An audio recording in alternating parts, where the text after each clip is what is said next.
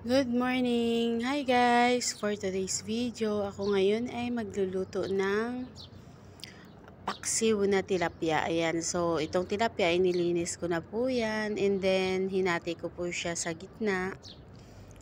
Malinis na po yan, tinanggalan ng kaliskis. Ayan, tinanggalan ng mga palikpik sa gilid. Tapos, sinugasan siya ng husto. Ayan siya. So, mga ingredients natin, meron naghiwa-hiwa rin ako ng talong. Panghalo ko siya sa paksiw para mas masarap. Ayan. Ayan, so yan ang ating tilapia. Tapos meron tayong magpapaksiw ako, lagyan ko pa yan ng tomato kasi para mas masarap. Tapos ayan ang luya. May siling green tayo. Ayan, so ang iba orange na. May bawang, tsaka sibuyas. Naglalagay kasi ako ng bawang pag nagpaksiw ako para mas masarap siya. Ayan, so maglalagay rin ako ng onting bitchin, black pepper, ayan, and then yun salt. Ayan, so yan ang ating tilapia. Tapos ilalagay ko na siya sa kawali ko siya na malalim lulutuin. Ayan, so iuna ko yung tilapia. Pero guys, of course, meron tayong suka. Kaya ayan ang suka natin.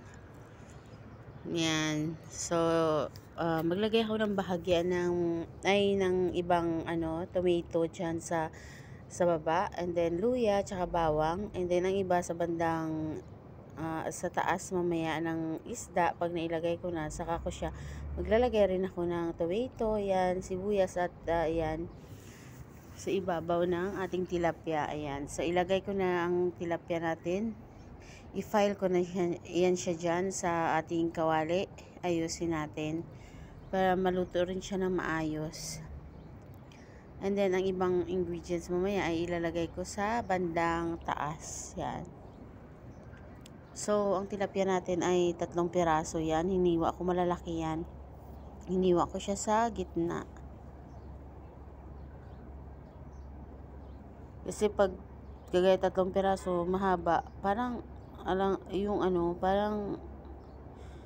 so, ang purpose na din ito na pinutol-putol ko yan para makabigay kami sa kabila. Ayan. So, naglagay na tayo ng mga sibuyas dyan sa ibaba. And then, ayan, ang ibang natirang ingredients like tomato and luya, ayan, ay ilalagay na rin natin dyan sa taas. Ayan, so, rin yan ang kamatis natin. Yan, para mas masarap siya, merong kamatis, sibuyas at bawang sa ibaba, and then meron rin sa taas. Pero yung siling green natin ay ilalagay natin talaga yan sa taas.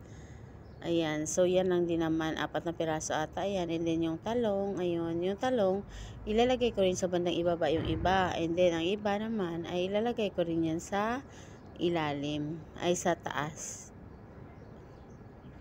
Ayan, so ayun, ayusin natin ang paglagay sa bandang itaas, and then yung iba naman ay ilalagay ko rin yan sa ibaba. Ayan, so yan ang salt naman natin.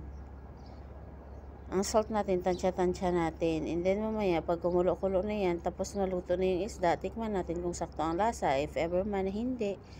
Ayan, so tapos maglalagay rin ako ng unting water. And then, suka of course. Tapos maglagay rin tayo ng unting bechin. Ayun. So, ayan na. Maglagay rin ako ng black pepper. And then, maglagay ako ng isang boting, maliit lang to na water, 150 ml ata. Ayan, so, naglagay rin ako dyan. Tapos, hayaan kumulo-kulo. And then, ayun, pag na siya mamaya, tingnan natin. Ayan, pero maglalagay rin ako ng suka. Yung suka natin, tansyahin lang natin na hindi siya sobrang asim. Kasi, mas masarap kasi yung agaw-agaw lang ang asim. Maasim siya, pero hindi masyado.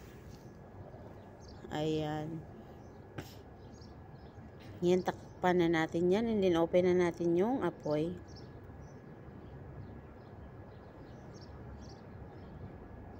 Guys, kasi nasanay ako sa probinsya namin, pag nagluto ako ng paksiw, pag nagluto ang nanay ng paksiw, nilalagyan niya po yan ng water. Kasi pa hindi siya masyado maasim. Minsan, yung pangpaksiw namin ay nilalagay namin yung bunga ng kamyas, minsan mangga, mas masarap rin. Kaya, tapos minsan kamatis, tapos may lagyan rin ng lagyan rin ng suka. Kaya pasasarap pag hindi puro ayan. So mag-add ulit tayo nung siling green para mas marami. Ayan. Para may unting anghang. Kaya hindi natin puputulin yung sili para hindi siya maanghang. Ayan. Ayan, kumukulo-kulo na. Pero hayaan lang natin yan hanggang... Kasi pag naluto ako guys ng paksiw, gusto ko sa paksiw yung soft, hindi yung nanigas sa suka. Kasi consumable naman to, good for sa isang araw, hindi na to abuti ng bukas, kaya hindi rin siya mapapanis kahit may tomato siya kasi malamig dito. Ang klima ngayon dito ay winter, so hindi siya kaagad naman mapapanis kahit may tomato siya kasi malamig. So pag tag-init naman, hindi rin siya mapapanis kaagad dahil nga may aircon naman dito. Kahit kusina ay air conditioner, may air condition, so okay lang kahit paksiw siya na may kamatis. Mas lalo siya masarap pag may kamatis kahit may suka siya. Ayan, so depende rin yan sa pagkaluto. Kasi ang iba parang hindi ko lang bet kumain ng paksiw na matigas, na parang nanigas siya sa suka. Gusto ko medyo soft, yung parang feel mo kada kagat mo, kada kain mo, yung feel mo na yung kinakain mo parang luto talaga siya ng husto, naluto siya ng maayos. Kasi medyo soft. Yung pagkakuha mo ng laman ng isda ay soft. Yan, so yan ang gusto ko, lalo na mataba yung isda. Ang sarap kumain pagka naluto siya ng husto. Kaya pag nagpaksiw ako, hindi ko talaga hindi ko bet yung paksiw na puro suka. Kaya ang ginagawa ko pag nagpaksiw ako, kagaya ng paksiw sa probinsya, ayun. So pag nagpaksiw naman hindi naman yan nilalagyan ng nanay ko ng ang paksiw ng kamatis. Ako lang naglalagay kasi nasasarapan ako. Ayan. So yan ang ating niluto for today's video. Ayan guys. So ayun. So patuloy lang yun siya. Dyan lang sa kawali. Tinakpan lang natin. Kumukulo-kulo siya. Ayan. Masarap kumain pag naluto siya ng maayos. Hindi nagmamadali. Ayun. Naluto ng maayos. Medyo soft ang isda. Ayan, lalo na pag fresh ang isda ay ang sarap talaga. Ito naman kasi siya, binibili ko to siya frozen, pero naman siya, hindi siya yung fresh pa man siya siguro bago i-frozen, kasi mataba naman ang isda, maayos, hindi siya yung bilasa, hindi siya yung kagaya ng ibang isda na yung tawag sa amin sa Ilonggo ay lubok. Hindi naman siya. Ayun, then naglagay tayo ng oil. Pag may oil kasi mas masarap yung malapit na siya maluto, tapos lagyan ng oil ang paksiw. Ayan. So ang sarap kumain, lalo na hindi lang ako nag-iisa kumain ito, minsan 4 kami, ganyan. So ang sarap kumain pag marami. Ayan, lalo na pag naluto siya ng husto. Ayan guys.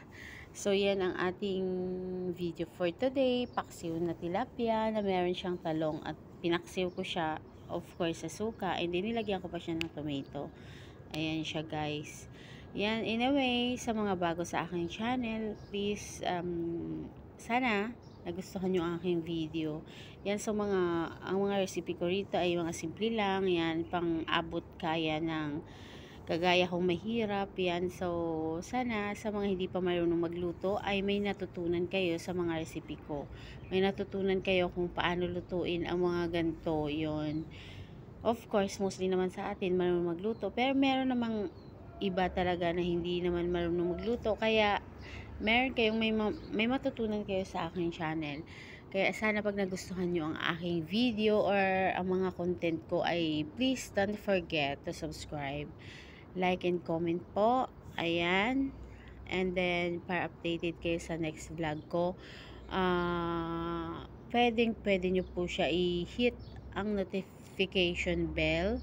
Choose nyo po yung all para every time meron po akong upload ay manonotify po kayo. Yan, manonotify po kayo. pag meron akong upload, may mga video ako, ganon, mga bagong video ay manonotify po kayo. Ayan. At sana hindi kayo magsawa kapanood ng aking video. Yan. So, ang mga video ko ay simple lang po yan. Affordable. Kaya-kaya ng mga mahirap na katulad ko. Yan. So, ayan. Pero in-upload ko siya para additional content sa aking channel. At sana ay nagustuhan nyo po guys. Yan. So, ayan. Patuloy siya kumukulo-kulo. Malapit na po ito maluto. Ayan, natuyo na nga din ang water and din ang suka na nilagay ko. Kaya, ayan, kita naman na paluto na yung aking paksiw na tilapia. Ayan, kahit yung talong niya ay kitang-kita na naluto na siya. Ayan. So, kumukulo-kulo naman, nakuluan to siya ng husto. Ayan, luto na yan. So, I'm sure na soft po yung laman ng tilapia natin at naluto siya ng maayos. Yan, kasi ayoko kasi sa paksiw yung matigas ang laman. Ayan, na parang siya sa sa suka. Kaya normally pag nagpaksiw talaga ako, hinahaluan ko siya ng tubig. Tubig una ko nilalagay. Minsan pinagsasama ko na ay tubig tapos lagyan ko na siya ng suka. Minsan tubig muna and then saka ako maglagay ng suka pagka malapit na siya maluto. Pero ngayon ay pinagsabay ko yan. Inuna ko yung tubig and then sinunod ko na yung suka. Ayan, of course tinimpla na natin yan. Merong mga niyan, ingredients dyan. Ayan na yung natin. Meron dyan itong ating paksiw ay ilagyan ko yan ng talong, kamatis. Ayan, so ito ang ating video for today at sana ay inyong nagustuhan. Ayan. So, yung ating tilapia, paksiw na tilapia ay na po yan, paluto na siya siguro few minutes na lang, ganun. 5 minutes ay medyo na yan, unti na lang yung sabaw niya, kaya pagka hindi ko talaga ito pinapatuyuan. Minsan kasi sa probinsya ay pag nagpaksiw, gusto minsan nila nanay ay tuyo na siya na nag-dry na talaga yung sabaw. Kaya ako naman gusto yung may unting natitirang sabaw. Kaya yan, pag umunti na yung sabaw ay okay na yan, ay pwede natin i-off yung apoy. Ayun. Kasi luto naman na yan. Kaya once again, sa mga bago sa aking channel, please don't forget to subscribe, like, and comment po para and then para updated kayo sa next vlog ko. Please hit the notification bell, choose all po, para every time meron akong upload ay manonotify po kayo. Mega love shoutout to all and thank you so much for watching. See you guys. God bless.